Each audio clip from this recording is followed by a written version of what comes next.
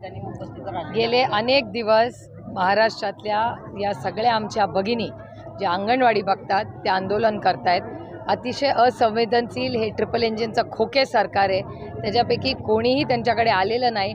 आलेलं तर सोडा, इतका अन्याय आमच्या अंगणवाडी भगिनींवर होतोय की आज त्यांच्याकडून चाव्या हिसकावून घेतल्या जात आहेत आणि त्या अंगणवाडीचा टाळा तोडून भलत्याच लोकांना ते काम दिलं जात आहे।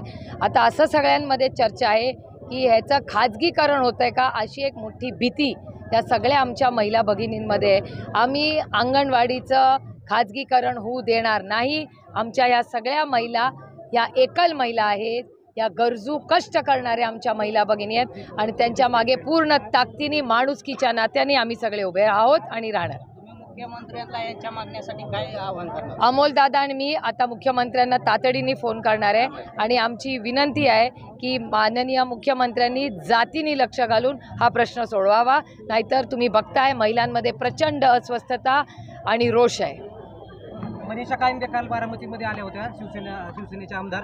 त्यांनी असं म्हटलंय की हा शेतकरी आक्रोश मोर्चा नसून हा सूक्ष्म मोर्चा आहे आणि राष्ट्रवादीच्या नेत्यांनी त्यांचं स्वतःचं आत्मपरीक्षण आणि आत्मक्लेश करायला पाहिजे।